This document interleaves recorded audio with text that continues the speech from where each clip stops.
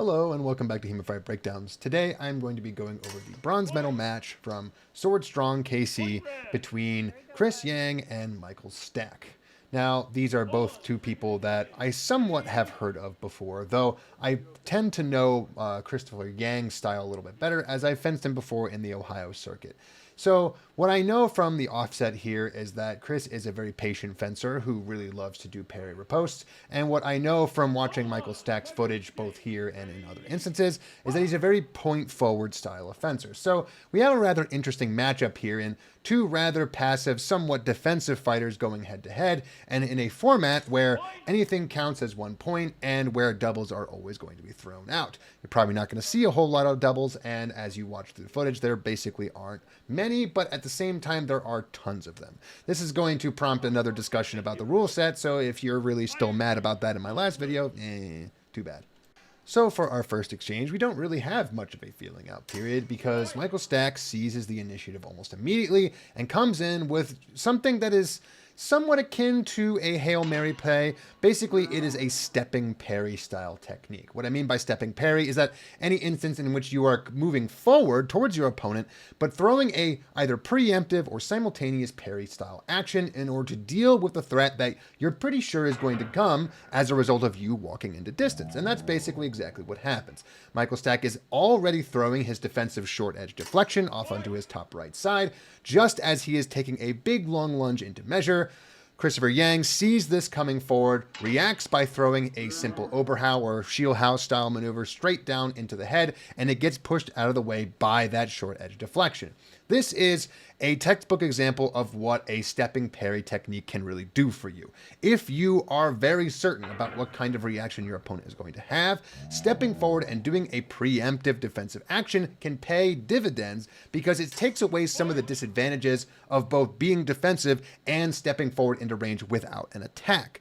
The risk, of course, being that if you step forward and don't initiate your defensive action fast enough, you may find that it's too slow to get in the way and you're just going to get beamed in the head. At the exact same time, if you come forward without a threat of your own, you can sometimes find that someone will simply back up out of the way, meaning that you have thrown this big giant short edge parry or deflection or whatever it is you may have done, and there was no attack coming in to really deflect, which means that now your hands are up here in a not so very great position and you have still closed the distance. So you basically have to renew your attack from there. That's not to say that there's anything wrong with that happening, but what we see here is really the ideal case scenario. He came forward, he threw his preemptive defensive measure, it got right in the way of the offensive counterattack from Chris Yang, parried off the side, and then came straight down from his upper right position, down into the lower right position, beating Chris in the leg with a pretty somewhat rough looking cut. After this exchange happens, they both separate and Chris has to kind of work out his leg a little bit, but in this rule set, again, since everything is 1 point, this was a really good idea as a follow-up to this stepping parry, because you don't really need to care about where you're landing. You don't need to go for 2 points by going for either the head or the body. So by going to the leg, you're basically hedging your bets on the idea that because you've gone forward, you've done this big dramatic parry, your opponent is going to be looking to try to parry whatever you throw as a follow-up, and because it's going down the leg, there's really not a whole lot you can do to parry your own leg, especially your own back leg. So it resulted in a pretty nice clean hit. After he lands his hit to the leg, he covers up in a little hanger just to make 100% sure that nothing happens, and he gets away with a nice clean point.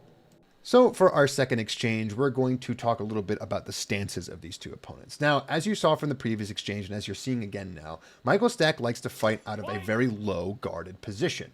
Normally, when one is fighting out of this particular guard, the idea is to try to bait your upper body into receiving some sort of attack while having in mind your defensive option already pre-programmed in your head. We saw this pay off very nicely in the previous exchange where Michael Stack threw that preemptive short edge deflection up the middle and it really paid off. But this time we see a little bit of a different execution and we see a little bit of the negative aspect of starting in such a low guard, which is of course that anytime you're trying to set a trap for someone, technically speaking, there's also the possibility that you're setting a trap for yourself. So Michael Stack is in his low guard. He is gesturing with his arms a couple times, trying to feint and get a reaction out of his opponent, and he does. He gets a reaction, and in a lot of ways, he gets the exact reaction he was trying to provoke.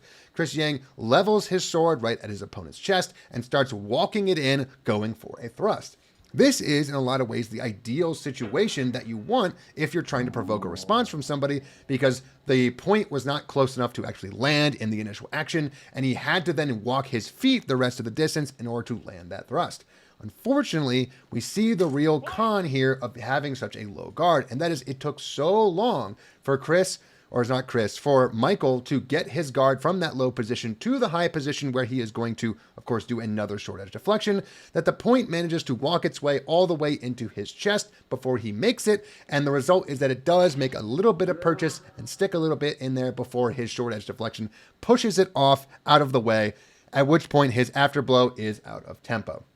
So in these two exchanges, you see really the best and the worst of this particular style of fencing. If you are going to stand in a low guard, you have to make 100% sure that you are always putting yourself in a position where you have the time and the space and the distance needed in order to get your defenses up. Because as much as it's great that you can provoke someone to do exactly what you want them to do, if you're not in a position to capitalize on it or parry it, then all you've really done is give your opponent something for free.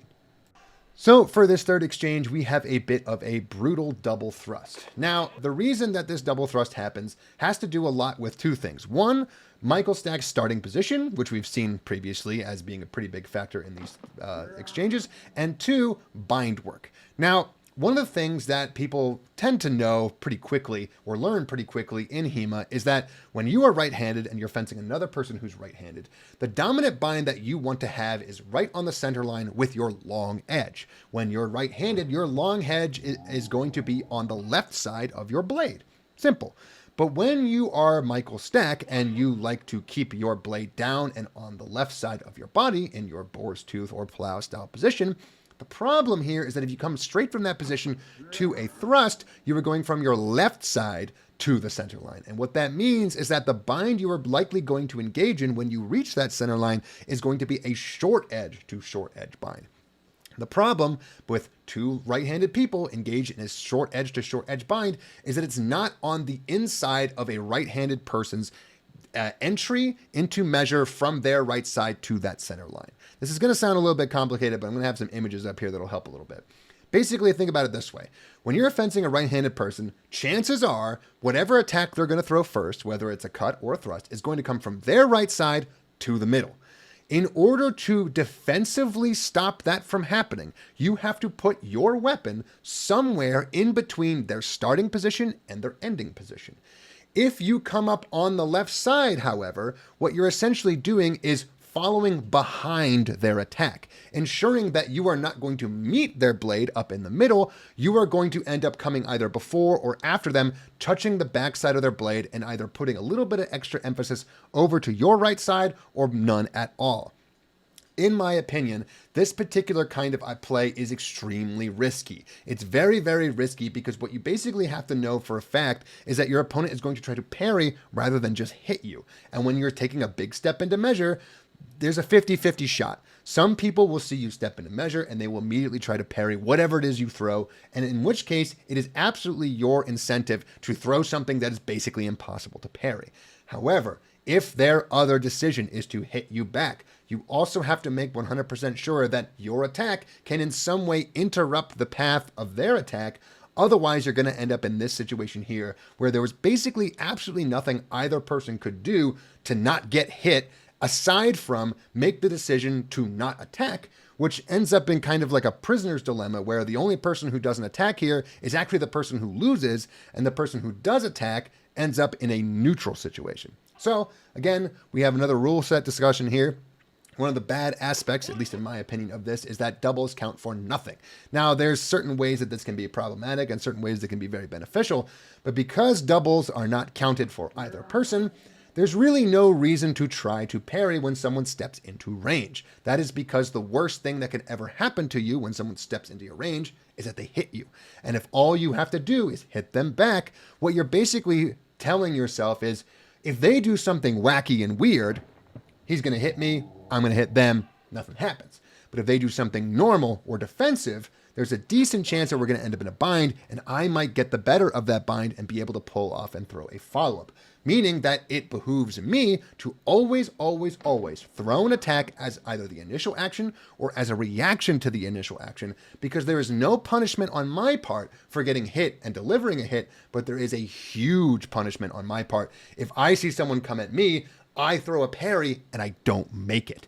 With a tight afterblow timing, throwing any kind of failed parry is the worst case scenario for you, because it's one of the best ways for your opponent to get a clean point.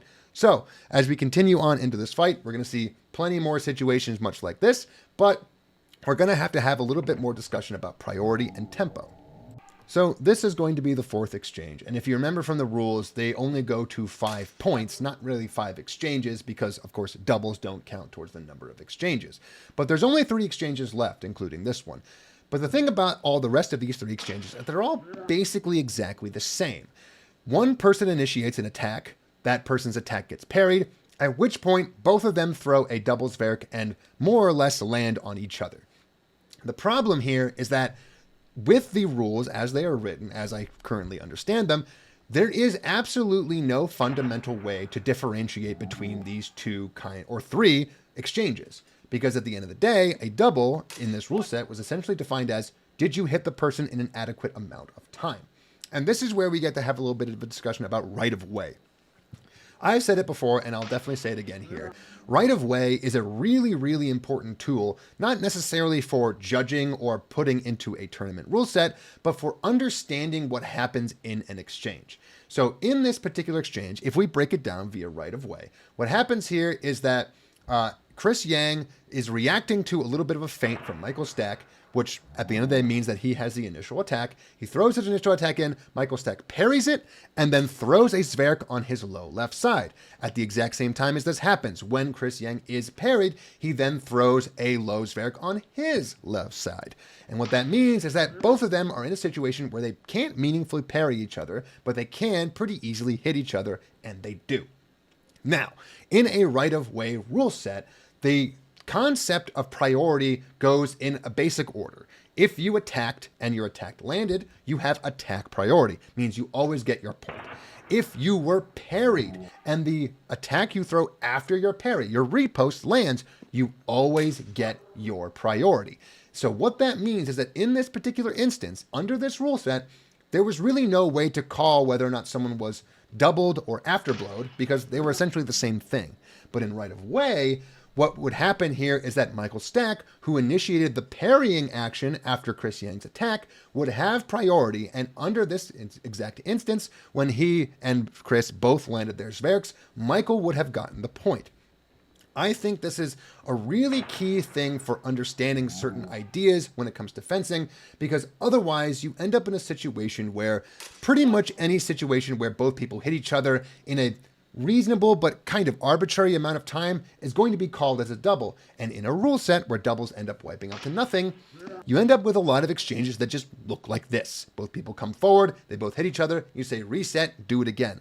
But remember what I talked about earlier about this instinct to parry versus instinct to attack. In a rule set in which you only get 1 point, so there's really no reason to go for any particular kind of target, you have a situation where the only thing you can ever do in a attack versus parry scenario is throw an attack that's basically impossible to parry. If you throw yourself onto the ground and throw a one-handed Dark Souls somersault roll thing to the leg, basically as long as it counts, you're probably going to land it. You're also probably going to get hit. But if you can get yourself in a situation where your opponent tries to parry the unparryable, that's your win condition. But if you throw something wacky and they just hit you at the same time as you're doing it, there's actually no fundamental way for that person to take advantage of the thing that you have just done. This essentially recreates a form of attack priority that I don't think a lot of people think about. When they make their tournament rules, a lot of people will go, oh, right of way, that's Olympic fencing crap. We don't do that here. And then unintentionally recreate the concept of attack priority without Olympic fencing's own ability for parry riposte priority to take it away from the attack. The result is two people who just whack each other every single exchange over and over again because they're stuck in an endless loop of prisoner's dilemma where if they're the one to parry, there's like a 50% chance they lose the exchange. And if they're the one to attack, there's almost a 50% chance that they're going to land and they don't have to worry about anything. As long as they land, it's done. It's over. There's nothing to worry about. This is why, in my opinion, a lot of other rule sets have this 2.1 point differential or other ways of getting priority in a double style situation, because without that ability, there's not really any way to adapt to certain kinds of tactical maneuvers or actions. All you can really say for yourself is, I gotta get so far out of town that when my opponent throws an attack, I can just hit them and then cover myself so blazingly fast that even if they want to just hit me back anywhere, they can't do it fast enough. So keep that in mind as we watch the next two exchanges, because I'm not going to talk about them nearly as much as I've talked about this one. On our next exchange, the fifth exchange, and as I said earlier, we have another iteration of one person attacks, one person parries, and they both zverk each other. And it results in a double and no points for anyone. But again, I have to rightfully point out the fact that under other rule sets and other understandings, we have a very different picture to paint here. Now, when we watch this footage back, we see Chris Yang basically start inching in and out of range and eventually going for a big attack. At the second that this happens, Michael Stack takes a step backwards and does his classic short edge deflection from his low left guard, and it works wonderfully. He sets his opponent off to his right side, and then he comes right back down on the opposite side, ensuring that his opponent has basically no ability to parry. He has shoved his opponent's blade all the way to the right, and now he's throwing an attack low and to the left, and it's just so hard to get your blade from one side of of your body all the way to the other in time. It's basically impossible. But Chris Yang knows that. He knows that he has just been parried very effectively, and his decision and his tactical thing to do out of this situation is just to throw an attack. There's no reason not to. If you get parried, your opponent has essentially achieved nothing, because the only thing that matters is if you land an attack and then you get the parry. So, in my opinion, one of the things that really should have happened in this fight from both fencers is that they should have recognized a little bit sooner that these kinds of parrying actions were basically completely meaningless. And on the part of Chris Yang, he should have been throwing more wacky stuff as an initiating action, because he could have made it significantly harder to parry, especially given that Michael Stack was very commonly doing parrying actions as his first reaction to Chris Yang's first intention.